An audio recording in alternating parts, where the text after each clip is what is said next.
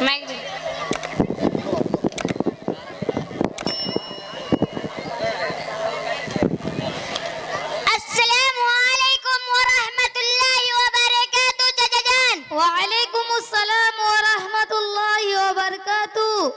چچا جان، یہ گوٹھڑی موٹھڑی لے کر کہاں جا رہے ہو؟ خیریت تو ہے؟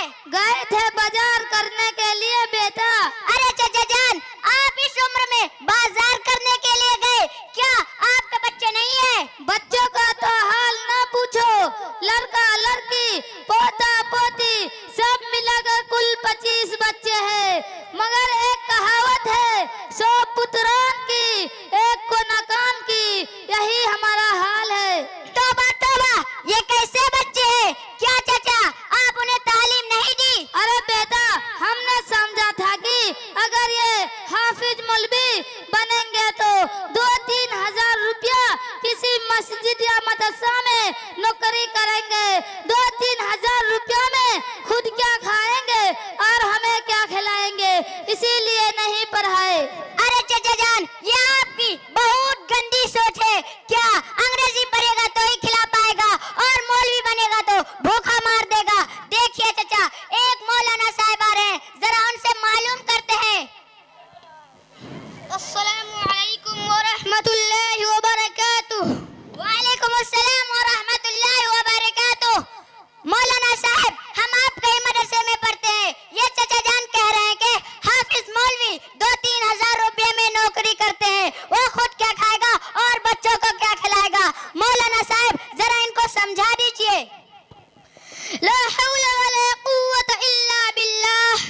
دیکھیے چچا جان، یہ صرف آپ ہی کی نہیں، اکثر لوگوں کی یہی سوچ ہے۔ حافظ مولوی کھا کما نہیں پاتے، جبکہ کھلانے والا تو اللہ کی ذات ہے، جو سب کو کھلاتا ہے پلاتا ہے، سب کو روزی دیتا ہے۔ اگر روزی کا تعلق ڈگریوں سے ہوتا تو یہ ان پر لوگ بھوکے مر جاتے، لیکن ایسا نہیں ہے۔ کہیں آپ نے ایسا بھی دیکھا ہوگا جن کو دستخط کرنا بھی نہیں آتا، ان کے نام بڑے بڑے شہر میں شمار کیا جاتا ہے۔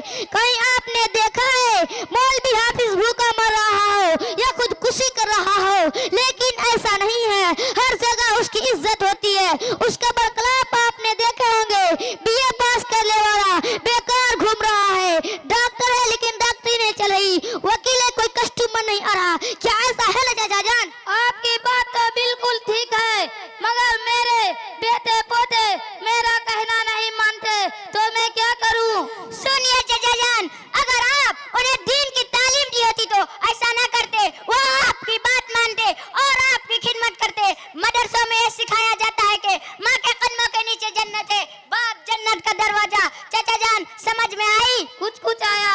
اچھا چچا، آپ کو دین کے بارے میں کچھ معلوم ہے؟ کیا تم ہی مسلمان ہو؟ پوچھئے مجھے، دین کے بارے میں سب کچھ معلوم ہے۔ اچھا چچا، تو بتائیے غسل میں کتنے فرض ہیں؟ غسل میں 9 فرض ہے۔